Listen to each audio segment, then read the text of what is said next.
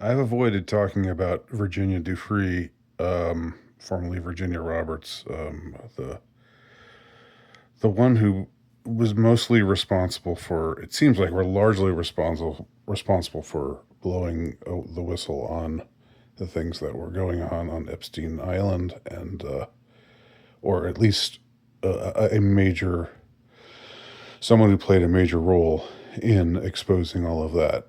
You know, as one of the young girls at the time who was exploited um, by billionaires and elites, and and taken advantage of in various unspeakable ways. And now she dies of quote unquote suicide. You know, a few weeks after some really strange story where she was in an auto accident and said she was going to die in a few days or something like that. It was just like sort of all not really making sense. Um, and she was one of those people who was on one of those people, one of those people who knows too much, who goes on record saying, if I die, it's not a suicide, and then dies of a quote suicide, and we're supposed to think it's a suicide. Um, it's another one of those. It's heartbreaking. It's a little.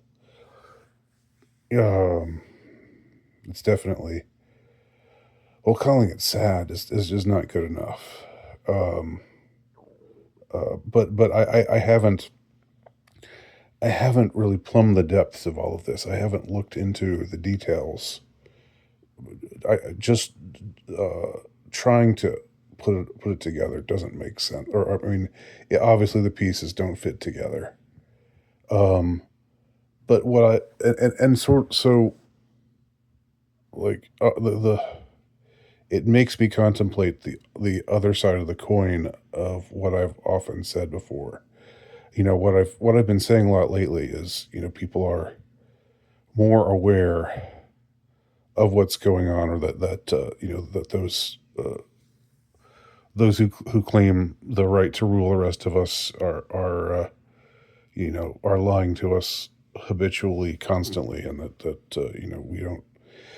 Whereas, um, in the let's say the 1950s or so, uh, mid century, if you took a poll of how many people trusted the president, how many people trusted Congress, how many people trusted the media, it would be like 80 to 90%. Yeah, we trust them. They're there for us. We believe in them. It's just a different world. It was just a different world, and they were probably wrong. The thing is, they were probably wrong to trust so much, um, and they're undoubtedly right to trust so much less now. But the world, I mean, um, yeah, I don't know. That's a different subject, I guess.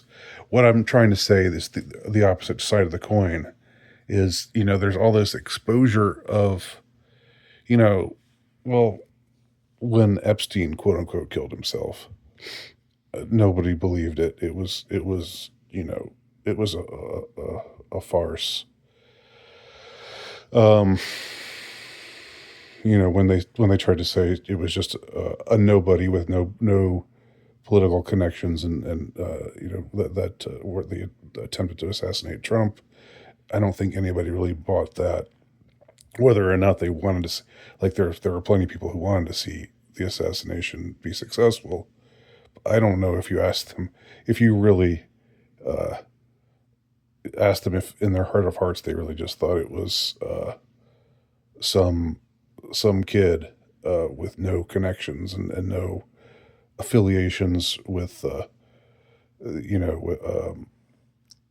with the political elites. if they would if they would really think that. I don't. So there's the scales falling from people's eyes right now, but on the other hand, this kind of thing just keeps on happening, and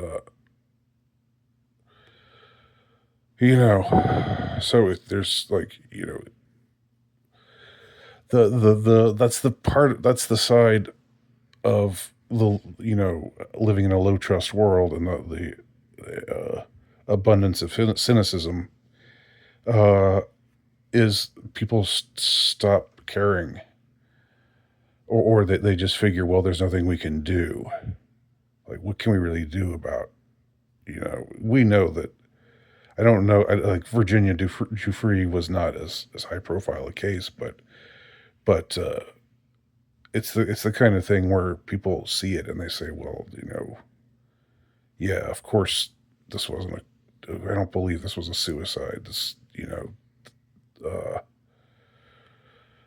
this person who exposed all of these people, um, you know, and and now dies under really strange circumstances, which again, I don't even know. Some of y'all probably know the details better than me. Some of y'all probably looked into this more than I did. I just sort of more or less saw the headlines. Um, and what? Let me just finish my thought. So that's the opposite side of the coin of having a cynical populace. Is on the plus side, you see through the lies. On the minus side, you come to think, well, they're always like you don't have the kind of idealism that people had back when they trusted things, where it was like, well, if something go well, by Jiminy, uh, if they actually did something to this lady, uh, you know, by golly, somebody needs like Mr. Smith goes to Washington kind of thing, like righteous anger.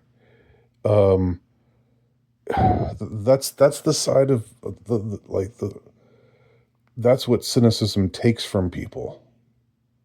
You lose the properly righteous anger that you would have when you were still idealist, when you still believed in things, and you just say, well, that's the system, it's never going to change, and this is always going to happen, and what can you do? And why even get upset about it? Why even, you know why waste your energy getting upset over it? Just uh just focus on things that you can have some have some real effect on, or that some focus on things you can actually change in your life, instead of just getting upset about things that will never change. The thing about that is it seeds to them, it seeds their illegitimate power right back to them. I think that's what I'm struggling with. It's like a double leap. It's why the double leap of cynicism.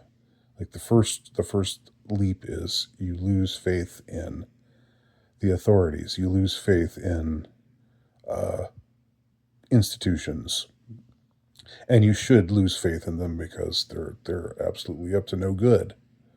It would seem.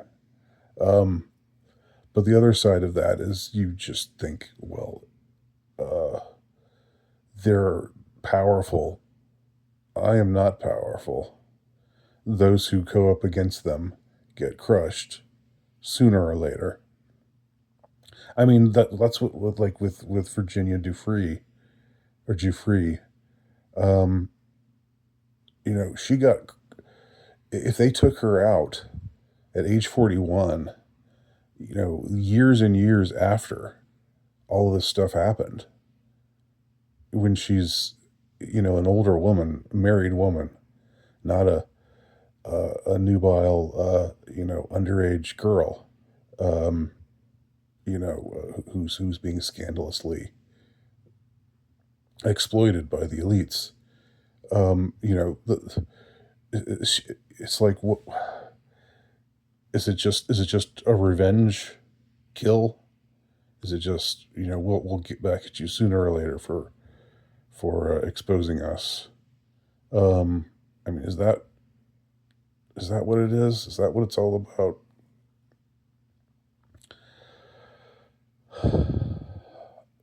It makes me rather despondent to think about it. Uh,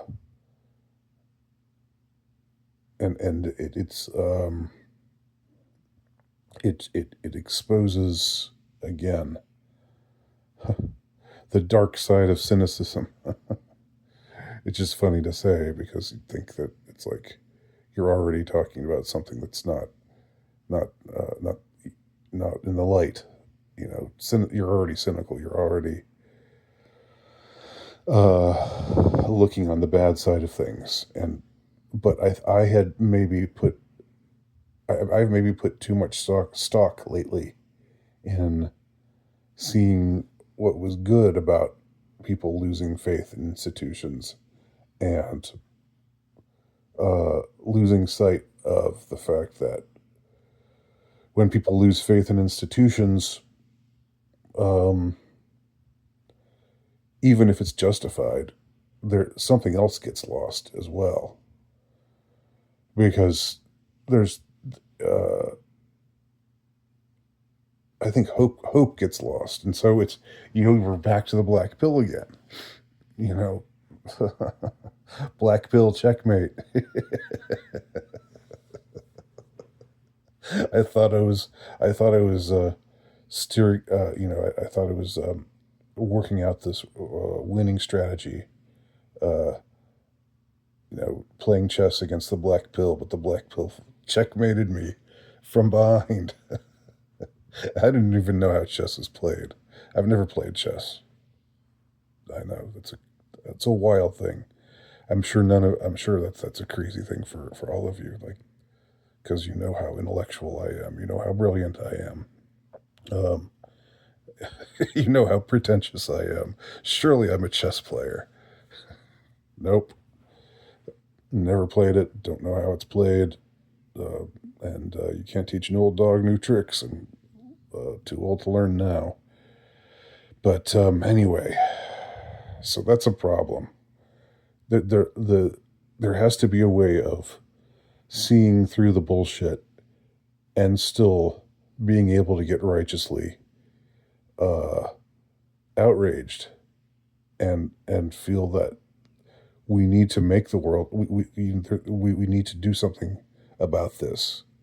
We need to make the world a better place. We need to protect our children from these scummy elites. Um, Instead of just thinking, well, you know, you stand up against them, you'll get swatted down. That's just the way it is. Which is what I'm afraid has happened with, you know, or gets is illustrated by the Virginia Giuffre story. So am I right? Am I wrong? Let me know.